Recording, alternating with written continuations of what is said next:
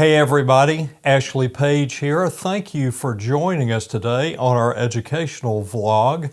For those of you who are new to our educational vlog and watching our content, what we try to do with the educational vlog once each week is to go deeper into one single topic as opposed to and compare and contrast our portfolio team that does a vlog Monday morning that looks at several things that will be market impactful. So as always, we're delighted that you're with us. We get so many comments back from you about the educational vlog, which we really appreciate. And so many of you all are forwarding these to others, and we can't thank you enough for that. We think we have a really timely topic for you today, and it is this: 6 major reasons why interest rate increases can be good. The perception many times is that when interest rates are going back up, that's sort of a negative thing. There are a lot of reasons at all that is not true. We'll start with the most important one that you're aware of and hear a lot of popular press about, is that when interest rate increases are made by the Federal Reserve, it has a chilling effect on inflation and prices rising. And it also has a way of balancing your economy back out. How does it do that? When you have a lot of money in the system, like we particularly do right now, if you think about the last couple of years, we went from really about this point 2 years ago, almost exactly, from pretty much shutting the economy down for a while. Then right after that, we put, of all of these different programs, we put so much cash into the American financial system.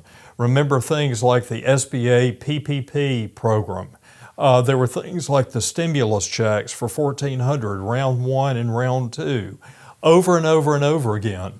If you add collectively all of those programs up from what started in the Republican era with Donald Trump and through President Biden now, if you put all of those together, the amount of cash that was introduced into the system and is still being introduced into the system is about 1/3 the size of the entire U.S. gross domestic product. I don't care who you are around the world. You could be Ghana, France, Argentina, South Korea, Japan.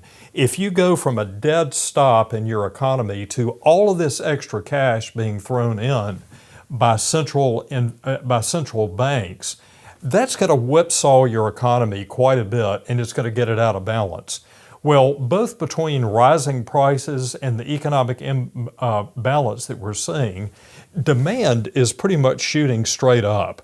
There's still plenty of money for people to spend on consumer goods, and as we've always said, that's 70% of what moves markets.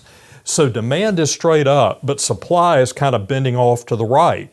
Suppliers are putting into the system all that they can, but this tremendous amount of cash we've put into the system to help us with COVID is still kind of like a washing machine. It's still sort of going around in the system. We'll probably have that effect for most of 2022, and it will really only be into 2023 when that settles down a little bit. So the interest rate increases when you have that amount of money chasing too few goods, you're going to get prices rising up. Now, of course, we have the one-off now of military conflict in Ukraine, which is also adding to energy prices and other foodstuff commodity prices like wheat. Ukraine's a large wheat producer. So that's putting a lot of upward pressure on prices while supply is still doing this. And if you're the Federal Reserve, what you need to do is you need to come back in almost like a timeout, and you need to push this price demand back down. That sort of gets you back into equilibrium. So the first and most important, again, is inflation and putting your economy back in balance. But other than that major one, there are a few others that we thought that you would be interested in that really are helpful to the economy. One is, this seems a little counterintuitive, but when interest rates go up, financial institutions have a tendency to want to lend more, and that's helpful to the economy. Why is that? There is more incentive for financial institutions to take money out of reserve and get it out of the system. Why? Simply, they're making more to do it.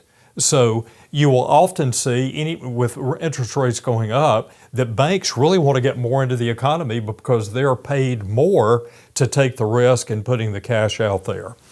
The other one is the savings rate. My retired mother is 93 years old. She taught school in Baldwin County.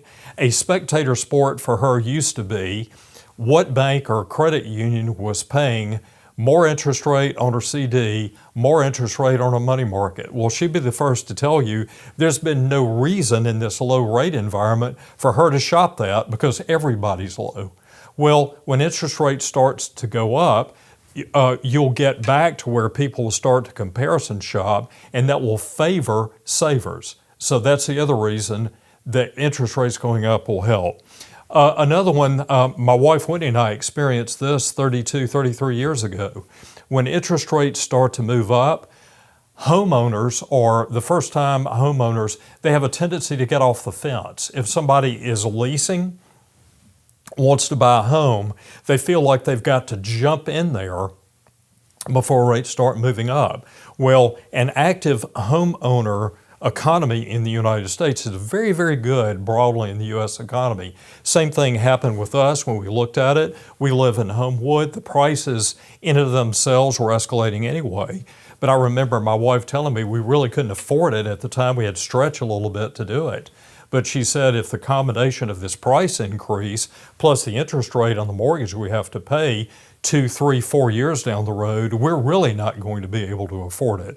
So as always, her advice was excellent. I've learned to listen to it. And we got into that house in an opportune time. We still live there today. But what really was the pride to get us to go ahead and buy the house was an increasing interest rate. The fifth one is when interest rates go up, you usually have a stronger U.S. dollar. So with a stronger U.S. dollar, you got more purchasing power, particularly if you're buying something from overseas. Industry, of course, does that a lot. That's better purchasing power to do that. And I bet, frankly, if we do have 2, 3, 4 interest rate increases over the next few months, particularly if you travel internationally, and you're spending your money out of the country, you'll probably see a more favorable dynamic. It's probably going to favor international travelers in the U.S. The final one, and not to get too complex about this, but stocks themselves, let's say it's a stock in the Ashley Page Tool and Die Company. Stocks themselves, when interest rates go up, they have a tendency to return to trading more on their own fundamentals. We've seen that a lot at FiPlan. Our job on the portfolio side is to look at technical analysis, look at fundamental analysis, look at the interest rate environment. I will tell you over the last 10 years, you've had as much or more viewpoint that you had to have on portfolios looking at what the central bank is going to do. Usually when interest rates go up, you get back to looking pretty much solely at the Ashley Page Tool and Die. What kind of sales increases do they have? What kind of cost increases do they have? Are they acquiring somebody? How good are their products? What kind of market penetration do they have? Maybe they're not acquiring, maybe they're getting acquired by somebody. But when interest rates go up, there's not quite the focus in a low interest rate environment of all of this cash being in the system, and you have a tendency to go back and look at stocks again much more on their own fundamentals.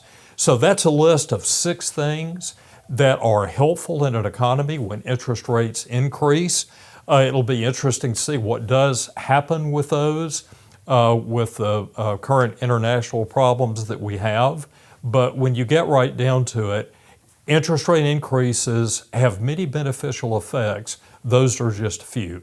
So we hope you've enjoyed this. Feel free to reach out to us and ask us more about this topic directly, or engage with us on any social media channel. We love that. And we always enjoy hearing from you. So reach out to us in any way. And until then, we hope you have a very good rest of the week. Thanks.